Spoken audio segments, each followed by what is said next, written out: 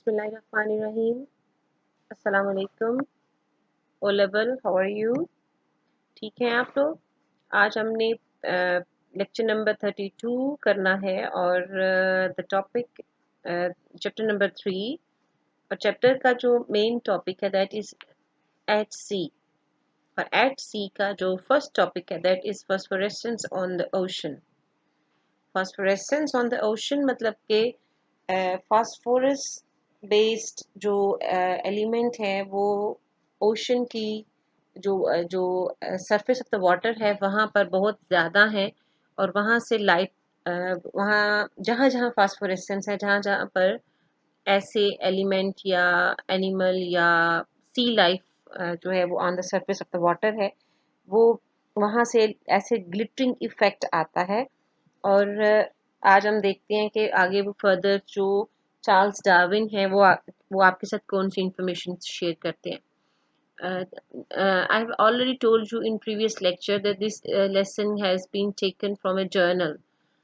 Journal जो है वहाँ से ये लिया। जर्नल क्या होता है जी? किसी भी मैगजीन में प्रिंट हुआ हुआ कोई ऐसा आर्टिकल जो एक रेफरेंस के तौर पर उन्होंने आपकी बुक में शामिल किया हुआ है।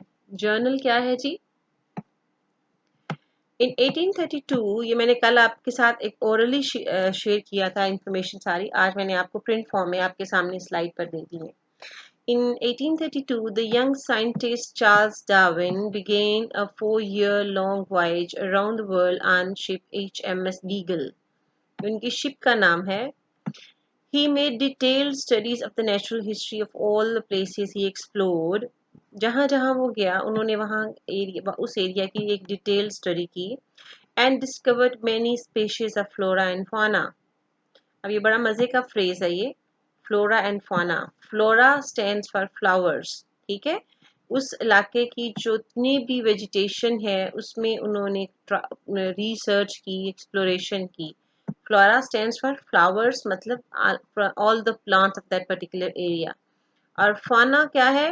फाना अपनी समझ के मुताबिक अगर आप इसको देखना चाहिए तो fawn is a kind of animal, ठीक है।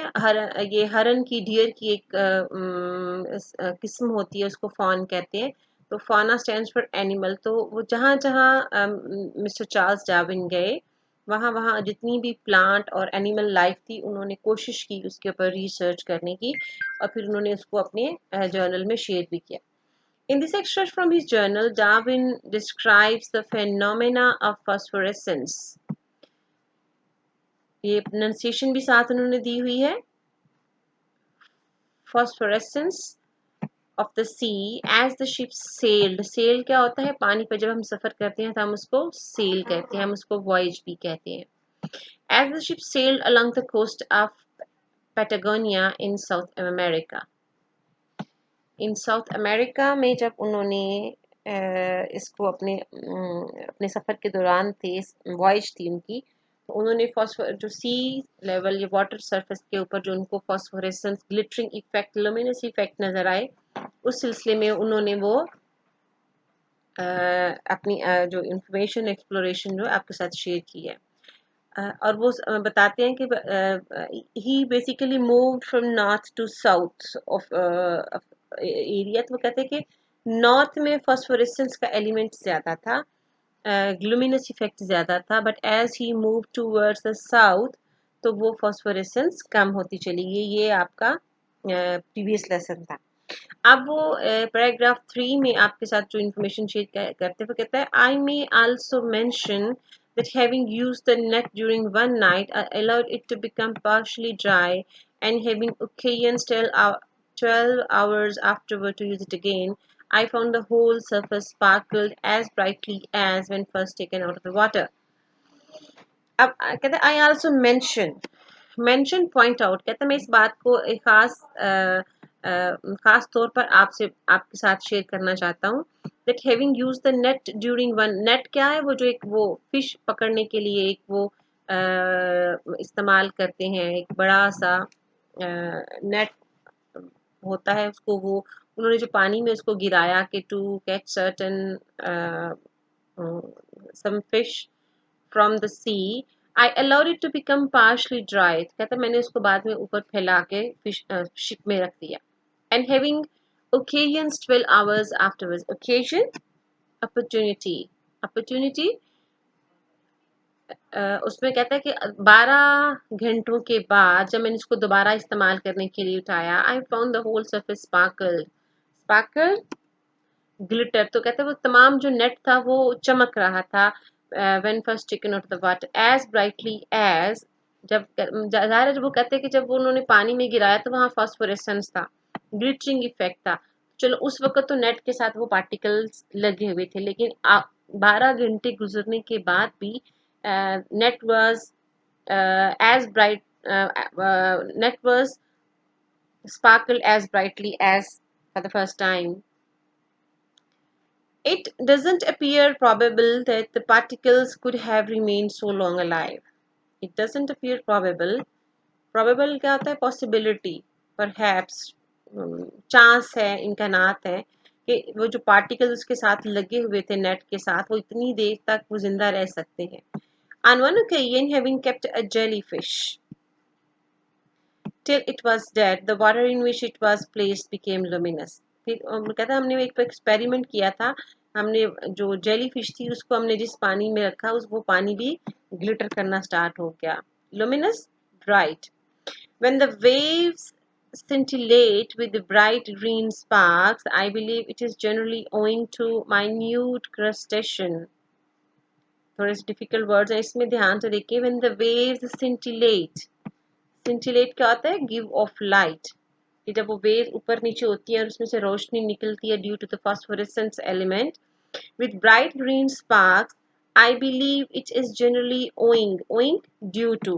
तो कहता है कि ये जो लाइट उसमें से निकल रही है, जो ग्लिटरिंग इफेक्ट आ रहा है, ये ड्यू टू वजह से है to the minute crustacean. Crustacean क्या होता है? Creatures with hard shells. अच्छा, आपको मैं ये बताती चलूं कि वो आपके साथ जो है चार्ल्स डार्विन, वो उन्होंने आपके साथ इंफॉर्मेशन शेयर की है कि surface of the water was glittering and it was due to the jelly like substance. आप जेली लाइक सब्सटेंस के अलावा और भी बहुत सारे वहाँ on the surface of the water creatures थे विद हार्ड शेल्स. तो कहता है owing to minute crustacean. Crustaceans जो है वो क्रिएचर्स विद हार्ड शेल्स हैं. और उसमें वो कहते हैं जैसे क्रैब्स जो होते हैं उनके भी शेल, वो आउटर जो लेयर होती है वो हार्ड होती है. तो कहते हैं उधर बहुत सारी और एलिमेंट आप कह लो कि सी लाइफ थी जिसकी वजह से वहाँ फास्फोरेसेंस का एलिमेंट बहुत ज़्यादा था और सरफेस ऑफ द वाटर जो थी वो चमक रही थी. But there can be no doubt, but there can be no doubt that very many other pelagic creatures when alive are phosphorescent. That very many other pelagic creature. Pelagic क्या होता है? Organisms living on the surface of the sea.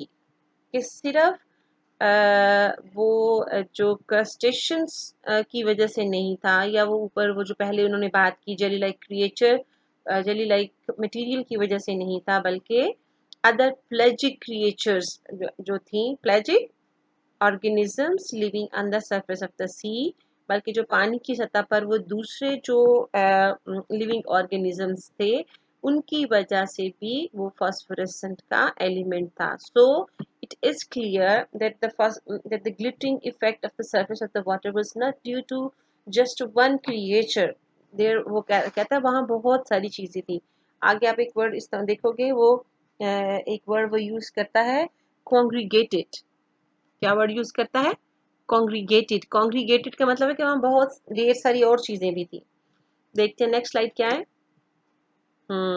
ये देखें आप, you can see this is the image from your book कि वो एक फास्फोरेसेंस का एलिमेंट है. वो वेव्स उठ रही हैं, वो जो वेव थोड़ी सी ऊपर आती है तो वो ज्यादा ग्लिटर करती है. इट सीम्स दैट कि जो आसमान, तारों भरा आसमान जैसे वो नीचे आ गया हुआ है. ठीक है, नेक्स्ट स्लाइड देखते हैं. This is paragraph number 4. इसमें वो आपके साथ थोड़ी सी और डिटेल शेयर करते हैं. जो राइटर का नाम क्या है? Charles Darwin. On 2 occasions, I have observed the sea luminous at considerable depths beneath the surface. I have observed, watched, कहता मैंने ये देखा था, बड़ा keenly देखा था, that sea, the sea luminous at considerable depth, considerable sufficient के सिर्फ ऊपर कुछ ऊपर सिर्फ एक सरफेस लेवल पर ही चीजें नहीं चमक रही थी, बल्कि पानी में थोड़ा डीप भी देखें तो वहां पर भी चमकने वाली बहुत सी और चीजें भी थी. Near the mouth of the Plata, Plata क्या था? It was a, I think it was a river. तो वो कहता है कि mouth of the Plata some circular and oval patches from 2 to 4 yards in diameter and with defined outlines shown with the steady but pale lights whilst the surrounding water only gave out a few sparks. Near the mouth of the plata some circular and oval patches, circular बिल्कुल गोल और oval egg like shape, जो patches जो areas थे from 2 to 4 yards in diameter, 2 to 4 yards diameter क्या होता है, with in the circle, with defined outlines shown with a steady, मुसलसल वहां पे एक वो शाइनिंग वाला इफेक्ट था, but pale light while the surrounding water only gave out a few sparks. के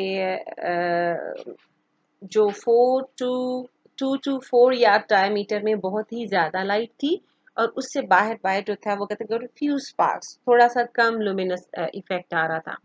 The appearance resembled this reflection of the moon. The appearance resembled होता look alike, एक जैसा दिखना. तो कहते दूर से देखने में ऐसे लगता था जैसे रिफ्लेक्शन ऑफ द मून आती है एट सम लुमिनस बॉडी, या वहां पर कोई बड़ी चमकदार सी शय है जिसका रिफ्लेक्शन वहां पे आ रहा है. The ship which due 13 feet,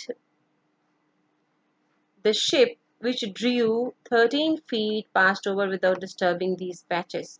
patches वो जो लुमिनस इफेक्ट आ रहा था 2 to 4 डायमीटर्स वाला एरिया जो था, पैचेस एरियाज उनको बगैर डिस्टर्ब किए उसके बीच में से शिप नहीं गुजरा.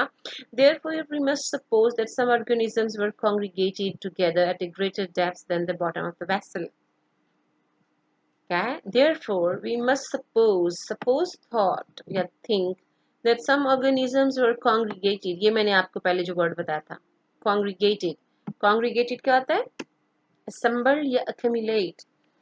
assemble इकट्ठा होना, accumulate एक बहुत सारी छोटी छोटी चीजें मिलकर जब इकट्ठी होती हैं. तो कहते हैं that some organisms were congregated together at a greater depth than the bottom of the vessel. कि शिप की जो नीचे जो बॉटम है, जो उसका लोअस्ट पार्ट है, उससे भी नीचे जो है वो जो फॉस्फोरेसेंस एलिमेंट है वो कॉन्ग्रीगेट किए हुए हैं, वो वहां पर एक्यूमुलेट किए हुए हैं. Right. This is the end of paragraph number 4. Next is the turn of question answers. Today we will do question number 3. I will just discuss. You have to find the answer. You have to find the answer on your own.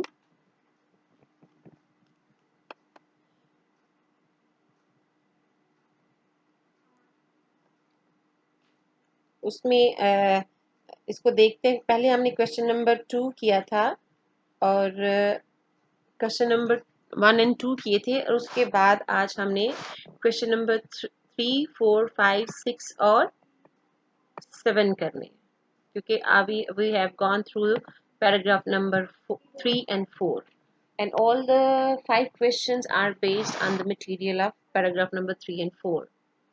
Why was Darwin surprised when he came to use his net again after 12 hours? Why was Darwin surprised? वो हैरान क्यों हुआ? क्यों हैरान हुआ था? कुछ याद है? अभी तो मैंने आपको पढ़ाया है. Darwin was surprised because the net was glittering even after taking it out, even after 12 hours taking it out of the water. कि उसके साथ अभी भी कुछ ऐसे पार्टिकल्स जो थे वो उसके साथ अटैच थे जो कि उसको ग्लिटरिंग इफेक्ट दे रहे थे. Next one is, what does the luminous water around the dead jellyfish tell Darwin about the possible cause of the phosphorescence? What does the luminous water around the dead jellyfish tell Darwin about the possible cause of phosphorescence? वो ये कहता है कि उसमें के it was कि even the dead jellyfish can become the cause of the luminous effect. उसमें वो जो आपका है लाइन नंबर 18 and 19 है कि on one occasion, having kept a jellyfish till it was dead, the water in which it was placed became luminous. Even after the death of the jellyfish, the material, the dead body of the jellyfish was still giving the luminous effect.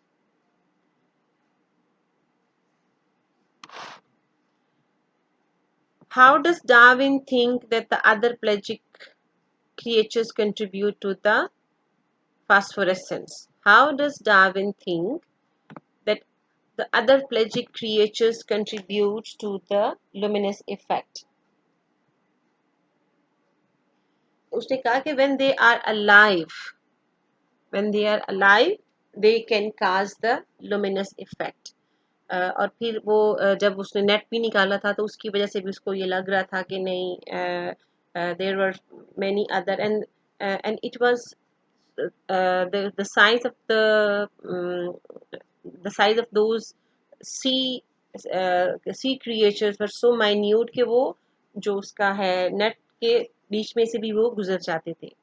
Next, describe the luminous patches which Darwin saw beneath the surface of the water near the mouth of the river Plata. Describe the luminous patches.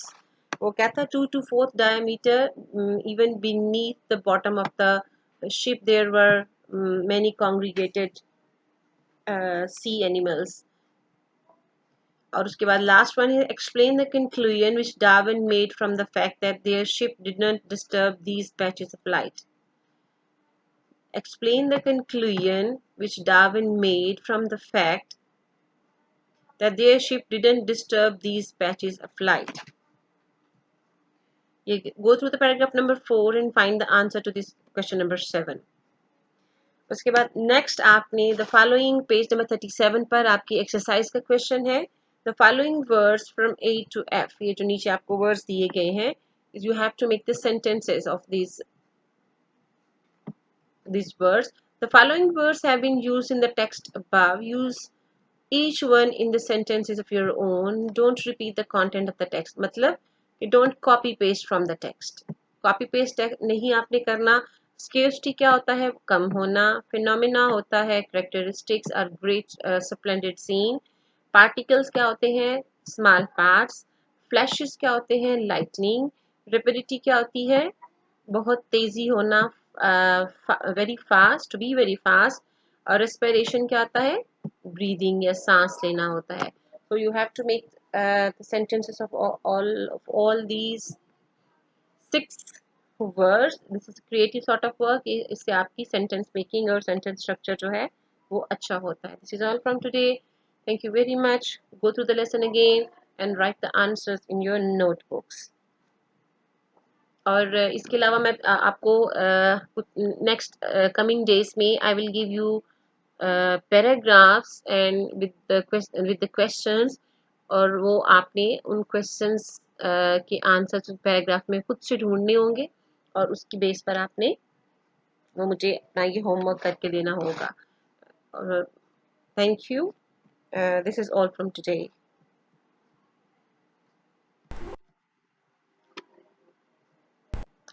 Take care of you. Allah Hafiz.